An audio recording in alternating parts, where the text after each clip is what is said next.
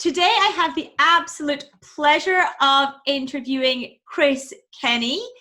Chris, for those of you that do not know, is a sought-after wealth mentor and speaker. Chris supports coaches, consultants, and entrepreneurs to break through their invisible income barriers to multi-six and seven figures. He teaches his clients how to break their money rules, rewire their brains and businesses at warp speed, and master high-ticket sales so they can live their lives with uncommon freedom and choice.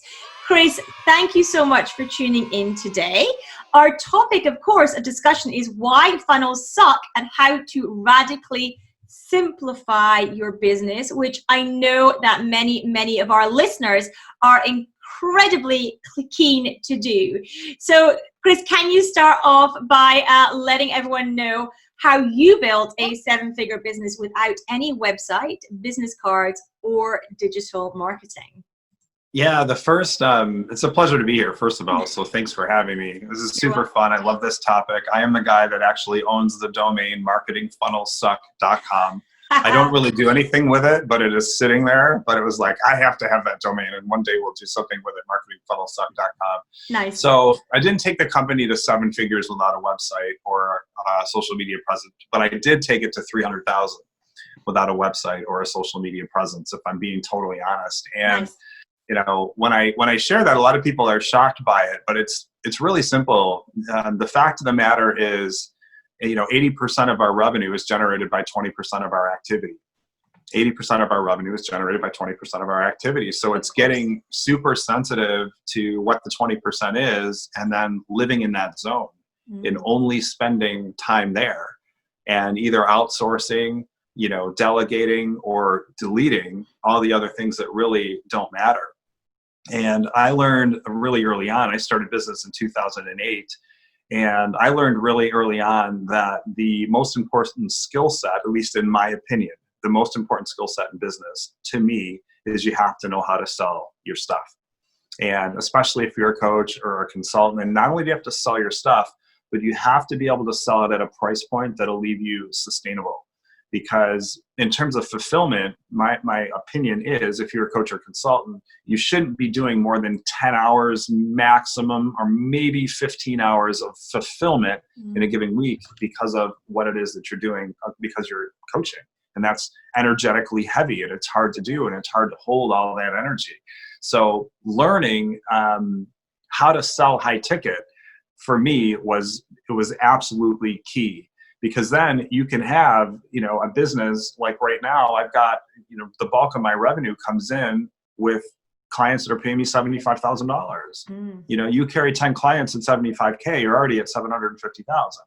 And that's without doing anything else. So, that is how, to me, that's how it's done. But it's also a matter of what kind of business do you want? I'm running a boutique business. So it's a small business. It's very compact. We only have a few people. We're not a we're not a high volume, low investment business. We're we have a very low volume of people that pay a very high ticket, and that's just what has resonated with me, and that's why we run it that way, because I need to operate in a way that I'm energetically aligned with, and that's what works for me. And I think it works for a lot of other people too, because you can build it.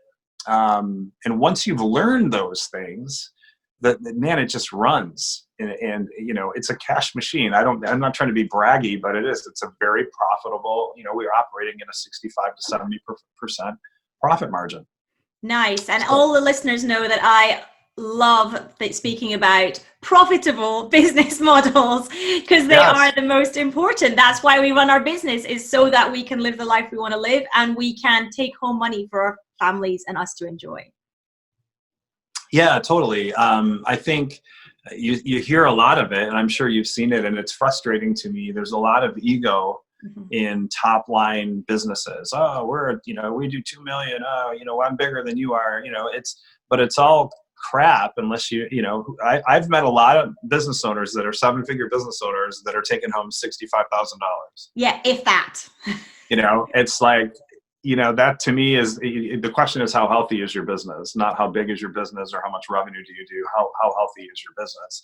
And the interesting thing when you think about, you asked how did you do it without funnels, without websites, basically what I started doing, and I know we can't do that today, but what I was doing back then was I was simply going to events. It was very simple. I had a very specific target market, which was coaches and consultants, solo entrepreneurs, anybody that has to sell their services face-to-face, service-based businesses.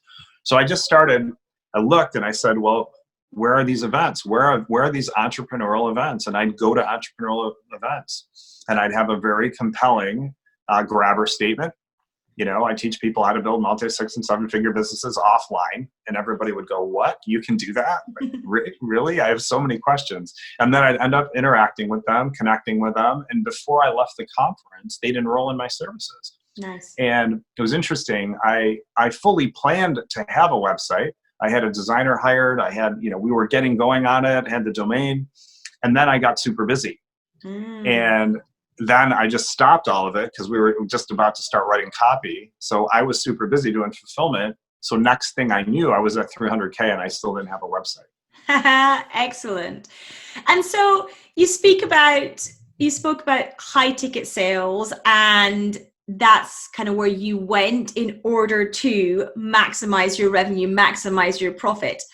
What is a high ticket sale, and how can we start charging high ticket? A lot of our listeners are service-based business owners. So how can they start increasing their prices and moving up to those high ticket offerings when perhaps they're very far away from that just now? Yeah, and I think for some can just jump, and some people, they'll go in stages. So it really depends on the person. So, the way I would define a high ticket sale is selling it for a higher price point than you thought you could.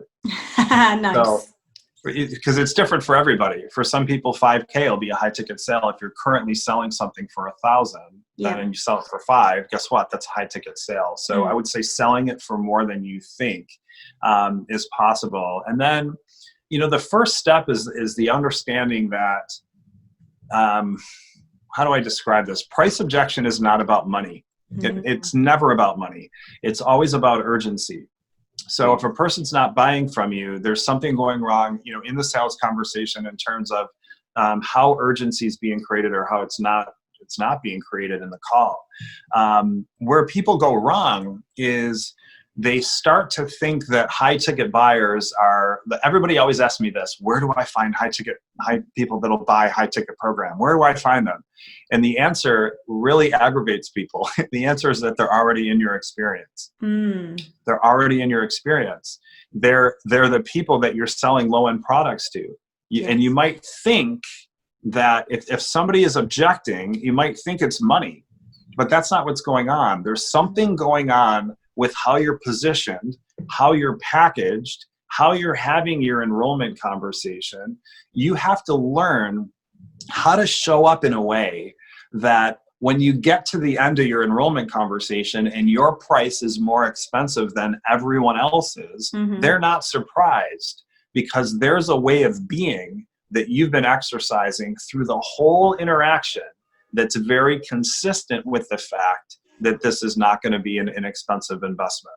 That's absolutely. And it's stopping putting the blame on the people. It's like, stop saying they won't pay high ticket and look at what's going on with me. What's my role in my inability to raise my fees? What's my role in it? Because as soon as we start looking at ourselves and we start doing an inventory about how we're showing up, what are our beliefs about money? What are our beliefs about our potential clients?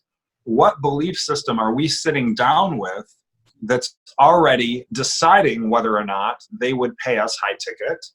And how is that affecting how we're showing up? Most people sit down with the expectation that somebody won't pay high ticket. And that has a massive impact on how they show up in enrollment and in the enrollment conversation. And it's all of those things that stop a person from getting a high ticket sale. It's their belief system. It has nothing to do with the person sitting at the table with you. Interesting. I often actually say this to people as well with price objection, that often people will just use it because it's an easy excuse. It's an easy reason to give. And often you won't push back if somebody has price objection. So if somebody says to you, oh, I can't afford it, most of the time you won't go, oh, but you can. You'll go, oh, okay, then fine. And it's an easy out rather than them explaining perhaps a real reason why they do not want to progress with you as well. So even when people are giving price objections, often it's actually not the true objection that exists as well. So that can come into play, I'm sure, with high ticket sales at the same time. Oh, it's completely true. Completely true. 9 times out of 10, it's a smokescreen for something else that's going on. And, you know, I think one of the most important things if someone is selling coaching, for example, let's just use coaching because this is, to me, this is a really good example. Yeah. The place where the high ticket sale happens is when we get skilled at not responding to an objection, but responding to the thinking pattern that's creating it. Yeah. Right? There's a thinking pattern that's going on with your potential client that creates objection. And if they're using that thinking here, that pattern of thinking here, they're using that pattern in their life. Yeah. Right? And if they're not getting the results they want in their life or not getting the results in their business, it's due to these different thinking patterns that they're using. Right? So when you get skilled at uncovering a thinking pattern that's causing an objection, and you address the thinking pattern, that's a person that will pay you high ticket, because that is a skill set that most of the population does not have. Having the ability to find the thinking pattern under the objection rather than the objection.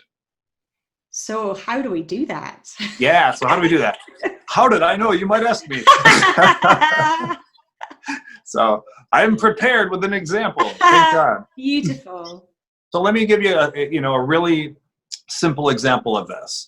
I had somebody say to me recently, they said, this was the objection. Chris, this is a high investment. I'm not sure my problem is urgent enough for me to hire you. My problem isn't urgent enough, right? So what most people would do here is look at what can I say or what can I do or who can I be in this moment to create more urgency. Yes. Because the person's telling me this is not urgent, right? But that's not the problem. The problem is the thinking. So you have to look at the thinking pattern. So I said, can I ask you a question about that? Which is what you always want to do when you're going to answer an objection. Ask for permission first to respond to it, because that lowers their resistance, right? Because they're moving into resistance when they're objecting. So now we have to lower resistance. Can I ask you a question about that? Yes.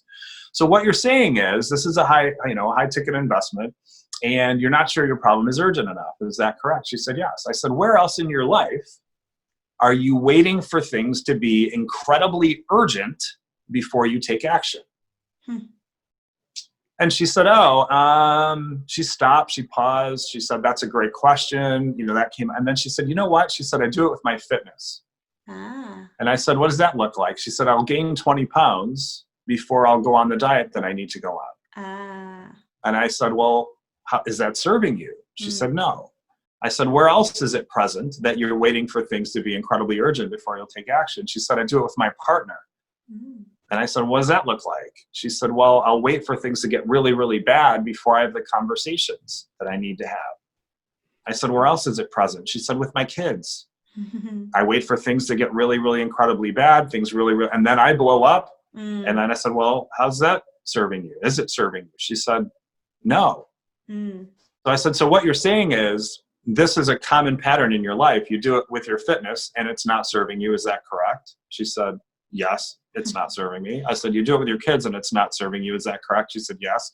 I said, you do it with your spouse and that's not serving you. Is that correct? She said, yes. And then I said, are you doing it here?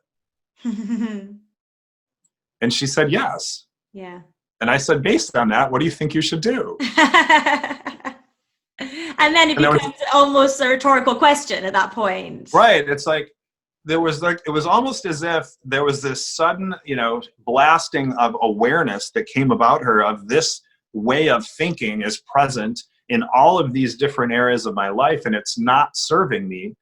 And how here I am on the phone with a person that I know can help me, and I'm using that same thinking. And she enrolled. She enrolled in a smaller program. I condensed her program, but she enrolled. That's the bottom line. And had I gone into this thing about making it urgent, I would have completely missed it. Yeah, absolutely. And these thinking patterns, they show up throughout enrollment conversations in different places. There's thinking patterns around money. There's always a pattern that's running. And if you find it, that person will pay you high ticket. Because nobody else is doing that. Do you get that? It's a different approach. It's now different. And the other thing that ties in here, if I can do just a little bit of teaching around this. Of course. When we're in sales, there's there's two different types of problems. There's what we call the seen problems, and then there's unseen problems. Yeah. So the seen items that are going on, let's call them seen items. The seen items in the conversation are things like what you're asking, what you're saying, what they're saying, their body language, your body language, all this stuff above the surface. That's the seen. Then you have the unseen. And the unseen are things like your view of money, their view of money, your previous experience of being sold to, their previous experiences of being sold to. Of course. So all of that is under there, okay? Now, when a person sits down with you, they're sitting down with a seen problem. It's a problem they know they have, right? They're saying, this person can help me solve this problem that I see, right? What happens is, once a person has had a problem for a really long time, they say, I have a problem. I have a problem. And as soon as you say, I have a problem, what gets involved? Well, the ego gets involved. Now, the problem has become part of that person's sense of self. Yes. It's part of their sense, part of me, right? I have this problem. So what happens is, when a solution shows up, that is a threat to the ego. Yeah. It's a threat to their sense of self. Their sense of self does not want to be bothered. The ego does not want to be bothered, because the ego thinks if it's going to change, that's a death to the ego. Yeah. So the ego is going to fight for its life around that seen problem. So what you have to do is you have to learn how to uncover a new problem in the sales conversation, a problem they didn't know they had. Because it's not linked to the ego. So now there's no ego attachment. And then you build urgency around the new problem, sell the solution to the new problem. They'll buy that solution because there's no ego attachment. Wow. So when you have a person say, this problem isn't urgent enough, well, okay, think about that. Of course it's not urgent enough, because if it was urgent enough, they would have solved it already. Yes. You have to find a new problem. When you find a new problem, there's no ego attachment. Now you have a chance, and there's clarity under there. There's no story around why that problem can't be solved. There's no massive brain trash that's been built up about that problem that they've had for ages and ages and ages. So with the young lady about urgency, what I did when I pointed out that thinking pattern was I revealed an unseen problem. Yes. And then she bought the solution to the unseen problem. Which was her thinking pattern that she was stuck in, that she didn't even realize. But she was totally unaware of it, and she had no ego attachment to it. Yeah. Therefore, she was able to spend money and solve that problem. Wow, I can see how that's incredibly powerful once people learn that, and then how people would then buy high ticket off the back of that. So, for sure. And then learning that, when you learn that yourself as a person out selling, you're just so powerful, and you're helping people at such a high level, because you're revealing problems to so many new things that people are unaware of. Like thinking patterns that are totally keeping them stuck in their businesses and in their lives. And you're bringing those to their awareness. And my gosh, you're serving huge. Whether they buy, that's a thing. Whether they buy from you or not, you've done them a massive service by revealing the new problem that they were unaware of. Absolutely. So when we go down this route, are we still able to sell the things that we've been selling before? So, you mentioned that if you're selling something for £1,000 and now you sell something for 5,000, that could be your high ticket jump. Can we still sell the same stuff, or do we change that now, particularly since we now have uncovered new problems? How do we work all that into what we actually then offer people? Yeah, so the way I view offers is the offer has to be the thing that will get a person from point A to point B. Again, I'm primarily working with coaches, right? Yeah. So we should never be making an offer that will not move them from point A to point B. Yeah. If a VIP day, for example, is cheaper, but it won't get them from point A to point B, don't sell them a VIP day, because you're just taking their money knowing that it won't get them there. Why would we do that? So we have to make sure that our packaging is always going to move them, right? And the way that I teach it, it's like, offer the thing that will definitely get them there. Like, for me, it's a 12-month program. I know if I have a person for a year, I can really, really move them without question. If I have you for a year, great stuff's going to happen. Yeah. In some situations, not many, but in some, if I've got a really high dominant personality, like a total go-getter, I might sell them a 6-month package, because they're fast movers. Sure. And I think I can get them from point A to point B in 6 months. So then I'll sell them a 6-month package. So to answer the question, I just think we have to be putting the offer in that will move them.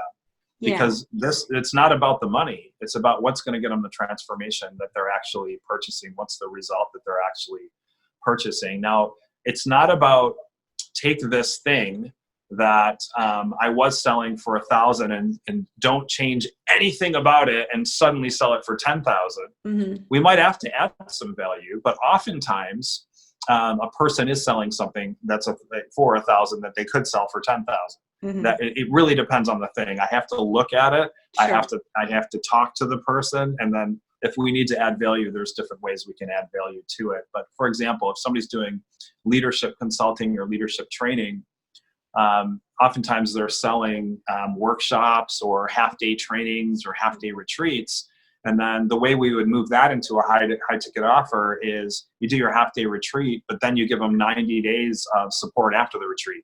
So you're adding support in, and then you're adding completion calls in. Maybe you've got a couple one-to-one calls in with the leaders of each team. 4 group calls. 3 calls with each leader. You know what I mean? Now you move that thing that you might have sold for 5,000. That turns into a 20K offer. Yeah. So it really depends on the person. But I guess the answer is, yes, you can sell what you were selling depending on the product or service. Sometimes we need to add some things to it. Sometimes not. It depends on the situation. Yeah, I typically find that many people are undercharging anyway for the transformation that they do deliver to their clients. So I completely understand you saying that actually sometimes you can just change the price because you're already undercharging anyway. That can be quite a typical. I was in that boat. I was a person that when I raised my rates, I was coached to do that in 2009. And I was at that time, I love sharing this story because I remember what it felt like. I was charging $300 a month for coaching. And my mentor said, you need to raise your rates. And I said, okay, I'll raise my rates, no problem. So I raised my rates to $399 a month. Yeah. And I thought, I am rolling. I am $399 a month, right? He said, no, your new rate's $2,500 a month. I suspect you had a mini heart attack at that point. Oh my God, took my breath away. I basically froze for 3 entire months in the coaching where I couldn't sell. Got to a point where I ran out of money. I bounced my health insurance because I was paying him a lot of money. Sure. He was $75,000 for 6 months. That person. It was super expensive. And so I ran out of money, bounced my health insurance, couldn't pay my health insurance. I remember getting on the line with a person and I'm thinking, am I going to quote the old fee or am I going to quote the new? Older, new, older, new. You're in that moment, your heart's pounding, right? So I spit out the new rate. I said, oh, it's $15,000. And then I developed massive verbal diarrhea, just which is the worst thing you can possibly do. You're supposed to be quiet after you quote your fee. You are. Yeah, absolutely. So you get this and you get this and you get this and you get this. And I went on and got so bad that I actually muted myself. So I did. I teach sales, and I did a sales call and muted myself. That's what happened. I muted myself. So then she said, I'll think about it. Let me think about it. And then I went into this massive response to let me think about it, at which time she said, Chris, she literally said, stop it. I mean, really stop it. Just stop it. I don't have to think about whether I'm doing it. I have to think about which credit card I'm going to put it on. And she paid in full, right? She paid in full. So I gave her a 10% discount. She paid me $13,500. And my first thought was, oh my gosh, this woman is absolutely insane. Yeah. She's going to pay me $15,000, $13,500 for coaching. She's absolutely lost her mind. And I collected the money before I believed I was worth it. And then what ended up happening was she stayed on for the 6 months, and then she renewed for another 6 months. So that was when it all just started to unravel. And I started thinking, oh my God, I've been coaching for a year at that point. And I was going, oh my God, how much money have I left on the table? I imagine at that point too, a lot of people would start to go, how on earth am I going to deliver at that level? I've been delivering at the £350 a month level. How on earth am I suddenly going to jump up to deliver at a $2,000 level? Because I'm already busy. I've already got a full diary. My time is already pressured. What am I going to have to give of myself to deliver at that level as well? Yeah, and I think that's one of the issues is when we think of change, I love that you used exactly those words. When we think of change, we always think of what am I going to have to give up? Mm-hmm. That's what we're conditioned to do. Yeah. When what we should be going is, what do I stand to gain from this change? When we're going to think about what we have to give up, but what do we stand to gain? And so what happened to me was I showed up more powerfully. I'm not going to deny that. I was totally committed, like totally present, like no distractions. But you know what the thing is that people forget is your clients show up differently as well. They do. You're right. They show up massively differently. So what started to happen was I was showing up with a much higher level of intention for the transformation. They were showing up with a much higher level of intention for what it is we were creating. And they started getting amazing results. So then I started getting referred, and it just snowballed. Yeah. I had completely forgotten the possibility that people could actually get better results because they had more skin in the game. And that's exactly what happened. Yeah, absolutely. And so tell me, what did you do with your clients that you at that point then had on at £350 or dollars? Did you jump them all up? How did you work that transition to charging everyone that higher fee? Yeah, I let them go. I kept them and finished my contracts, right? And everybody can handle this differently. That's how I chose to handle it. Sometimes we have to let go of something of a lower nature to pursue something of a higher nature. I was very respectful about it. Here's where I am. Here's where I'm going. Once I did the fee increase, I let them know I did the fee increase, but I didn't change their fees. I just kept them in their contracts. We finished their contracts. And I remember I had a lot of clients at that particular moment because I was charging $300 a month. Yeah. I got up to almost 40. I had 40 clients at one point. Wow. And I had a few that stayed. I think it was like 3 that stayed at the new rate, but I was very respectful about it. You don't have to stay. I'm not asking you to stay. I'm not trying to be cheesy. This is what I've done. This is why I've done it, because I was burning out. That's what was taking place. When you're coaching that many people, I was losing my mind. I'm like, I won't be able to stay open. I won't be able to continue to serve if I keep working this way. I want to have a boutique business, so I'm going to raise my rates. Here it is. I've got a client now that's paying me that fee. So I can't, in my integrity, continue to work with you at this level after our contract's over. It's up to you. Do what you want to do. And listen, if you have people that you absolutely love and you want to keep coaching them, that's your choice. I wouldn't judge you for that. If you love coaching them, keep coaching them. But when I was bringing in new people, I was always charging the new rate.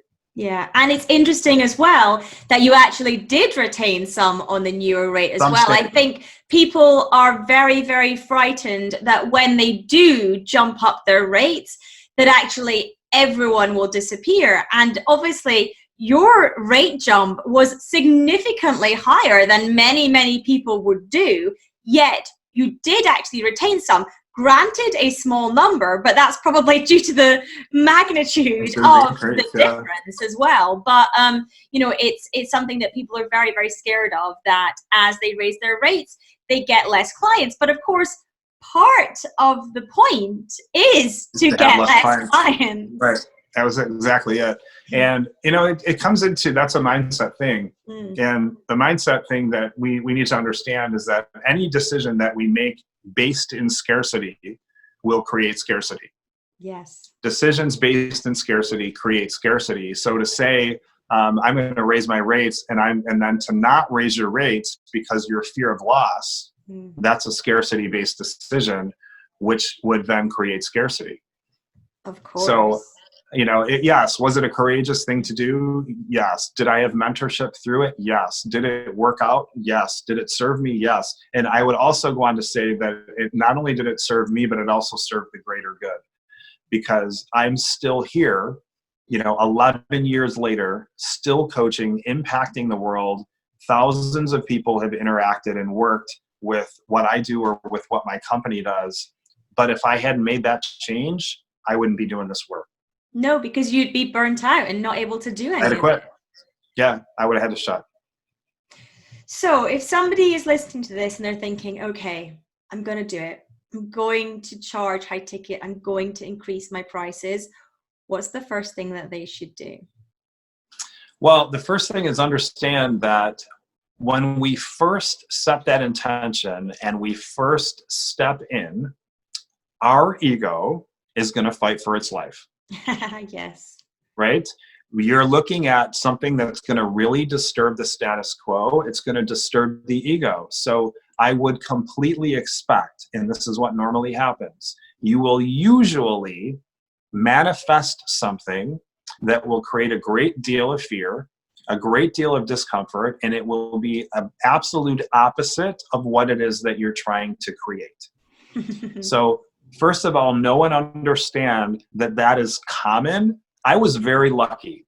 The first person I quoted paid me the fee. Now, the aftermath was, yes, she renewed, but then I hit my head trash and I lowered it to 9,000 and then I lowered it to 6,000, right? So I went through this bouncing up and, you know, I went through this peak and valley thing that was going on with my emotions.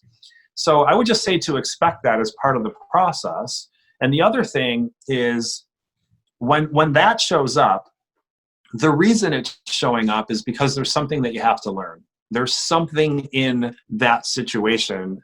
You know what I mean? There's something for you to see. There's something for you to learn. So don't be shocked if you manifest something that's difficult when you make that decision. The other thing is take 100% responsibility. Yes. Meaning, don't make it about the people in front of you. If you want to raise it, if you want to double your rate, you know, law of polarity says everything in the universe has an opposite and it exists at the same time. Everything in the universe has an opposite and it exists at the same time. You can't have left without right, right? Because how could something be left if you didn't also have right? Yeah. You can't have up without down, blah, blah, blah, in without out, but you also can't have problem without solution. Nice. So every problem in the universe brings the solution with it as long as we don't resist. So know and understand, if you want to double your rate, the way of which to double your rate has to be present. It has to be present because the law says it has to be present. And if it's not happening, there's something going on with you and there's something going on with your way of being that's preventing it. Don't make it about your potential clients. High ticket buyers do not live on an island somewhere, some secret island off in the somewhere. They're in your experience, and you have to just shift your being to the point where you can command that rate and get it. Nice. And is the issue within you typically to do with your own money rules? Oh, for sure. It's your own money rules. It's your beliefs about money. It's guilt and shame that you might have around the acquisition of money. belief that you might have about rich people, belief that you might have about sales, belief you might have about what type of person would charge $10,000 for 10,000 pounds for their services. Beliefs you have about other people around what they can afford. The other thing is, what does money represent for you? That's a huge thing to look at. What does money represent for you? What would be your answer? Because if money represents safety for you, you'll have a hard time asking for a large amount of money from someone else because you don't want to take their safety. And also, if you already feel in safety, then you'll feel okay with the money you have. Right. But if it represents safety for you, you won't take theirs. Because you don't want to take their safety. So you have to look at what's going on with your relationship with money, because that's where it'll be tied up in terms of whether or not you'll be able to charge the fee or not charge the fee. Interesting. I mean, you can charge the fee, but it's whether or not you'll ever get it. Everybody can spit out 10,000, right? Guess what? But will you ever get it?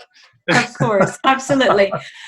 Chris, I feel like this conversation could probably go on for another 3 hours because it is incredibly, incredibly interesting. But if people want to find out more about you, tell them where they can do that and how they can get in touch with you. Yeah, the best way to find me is I have a private Facebook group. Beautiful. And you just go over to Facebook and go into the search bar and type in Sales Mastery Inner Circle. Sales Mastery Inner Circle. You'll be asked 3 quick questions. You answer those 3 questions, and then my admin person hops you right in the group. Every week, I do a live show on Thursdays, so you'll get content every week in there. We interact. The community is up to close to 500 people now. So Sales Mastery Inner Circle is the best place to find me, or you can always send me an email if you want to, and that would be chris@chriskenneycoaching.com. chris@chriskenneycoaching.com. And Kenney is spelled Kenney. A lot of people forget the second E. Wonderful. Well, thank you, Chris. We'll put the links as well in the show notes for people so that they can just click on there and hop into your Facebook group or pop you an email if they choose as well. But thank you so much, Chris. As I say, this conversation, I think, could have gone on for another 2 hours. What you have shared has been incredibly useful, I am sure, for all our listeners. So thank you once again for that, Chris. Oh, such a pleasure. Thanks for having me. I look forward to seeing you again soon. Take care of yourself. Absolutely. Take care.